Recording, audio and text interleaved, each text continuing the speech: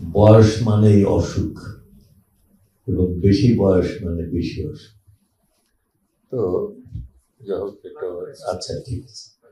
তো এখন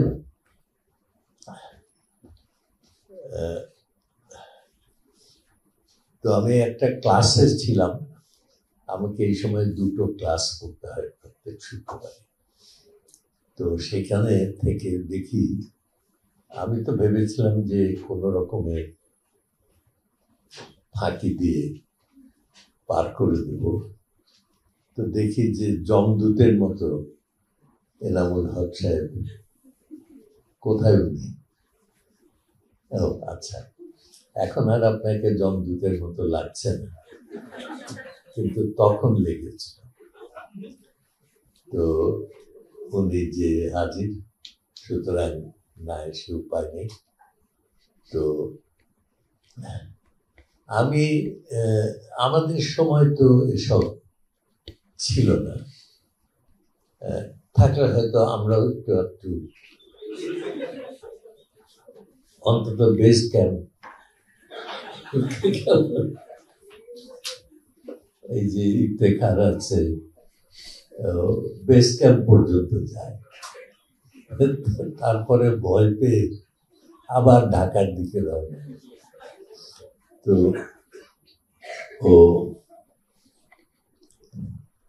তবুও আশা জাগিয়ে রেখেছে যে 70 বছর বয়সে হয়েছে না, 70, এই হই হই, হ্যাঁ হই হই করছে, তাই না?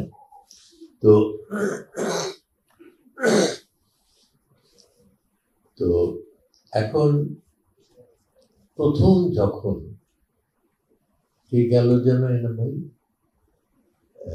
আপনি একটু আগে বলছিলেন কত বছর আগে যে বেস ক্যাম্পে রওনা দিল কে,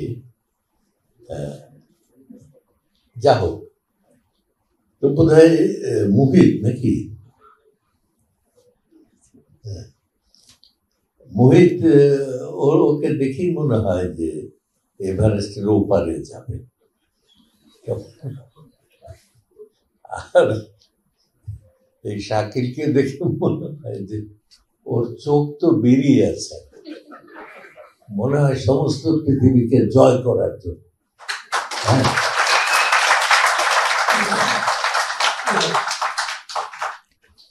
তো মানে খুব ভাল লাগে এগুলো।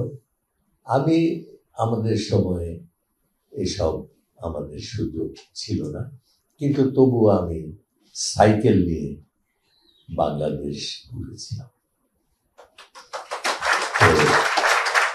মানে ঘুরেছিলাম বলবো না, মানে 3 ভাগের 2 ভাগ ঘুরেছিলাম, কারণ তখন রাস্তাঘাট সব কোনো কিছু ছিল না কার্যকর। আমরা 3 জন বের হয়েছিলাম, তার মধ্যে একজন 60 মাইল যাওয়ার পরে শুয়ে পড়ল, আরেকজন 250 মাইল যাওয়ার পরে শুয়ে পড়ল। আমি তখনও দেখলাম যে আমি দাঁড়িয়ে আছি, সুতরাং আমার দায়িত্ব হচ্ছে পরবর্তী জায়গাতে যাওয়া। এই ঘুরতে ঘুরতে ঘুরতে ঘুরতে এরপরেও আমি সবসময় আমাদের এখানকার ছাত্রদের নিয়ে, ছাত্রীদের নেওয়া যায় নাই কোনো সময়, তো ছাত্রদের নিয়ে আমরা বহু জায়গাতে গেছি। তো এই পর্যন্ত একবার ইয়েও করেছিলাম, 100টা সাইকেলও আমি জোগাড় করেছিলাম, যে বাংলাদেশের একেবারে সেই সারা বাংলাদেশ ঘুরে বেড়াবে সাইকেলে করে, সেটাও ব্যবস্থা করেছিলাম। সবই হয়েছিল এবং বেরিয়েছিল, কিন্তু বেরিয়ে করলো কি, ওই কি তেঁতুলিয়া থেকে টেকনাফ পর্যন্ত গেল, কিন্তু কিছুই দেখল না, সবাই রাস্তার দিকে তাকিয়ে। আরে রাস্তা দেখার জন্য গেছিস, তুই তো গেছিস বাংলাদেশ। এত সুন্দর দেশ বাংলাদেশ, যে কত সুন্দর এটা তো বাইরে না গেলে বোঝা পথ নাই, কেমন। এবং যাব, যেতে যেতে হঠাৎ একটা ছোট্ট নদীটা পার হলে একটা বটগাছের নিচে শীতল ছায়া, হ্যাঁ, সেইখানে সাইকেলগুলো রেখে আমরা 11 জন শুয়ে পড়বো। কেমন ঝিরঝিরে বাতাসে মনটা শান্ত হবে, আনন্দিত হবে। আবার কখনো কখনো হালুয়া ঘাট আর আসবেই না, আমরা প্রাণপণে চেষ্টা করছি হালুয়া ঘাট কোথায়, হালুয়া ঘাট কোথায়, মানে একটানা 30 মাইল যাওয়া, তো হালুয়া ঘাট আর আসে না। শেষে একজন আমাদের বন্ধু, সে এক লোককে, রাস্তার পাশের লোককে বলে, ভাই হালুয়া কই? সেটা এরকম মজা করতে করতে করতে দেখা।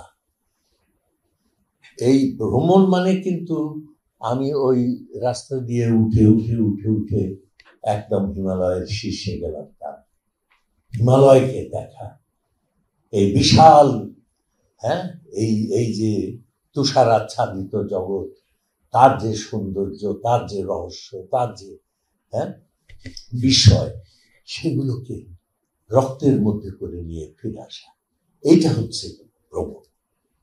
হ্যাঁ, ভ্রমণ মানে আমি হাঁটলাম সকালবেলায়, বলে যে আমি সকালে 45 মিনিট হাঁটি। আরে হাঁটার কি মানে?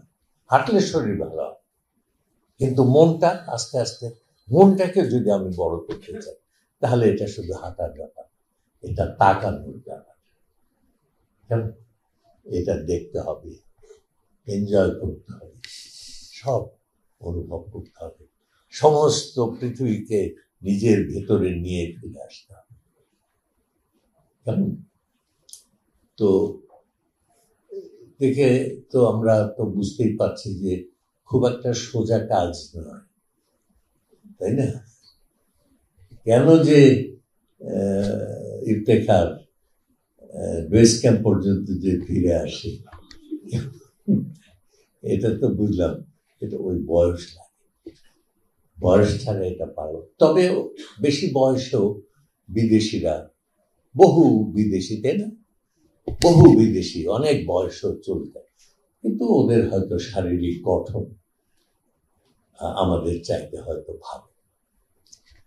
তো আমি একটা কথা সবসময় বলি, সেটা আজকেও বলি, যে পথ যত দীর্ঘই হোক, আসলে আমরা যাই কিন্তু একটা পা ফেলে।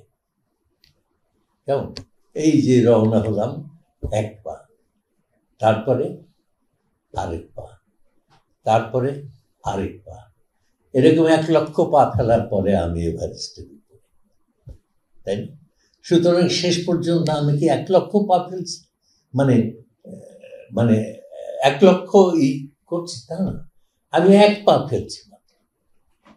সুতরাং আমি এভারেস্টে চলে যেতে পারি 1টা পা ফেলে। কিন্তু আমরাও এভারেস্ট কেমন তাকালেই, আর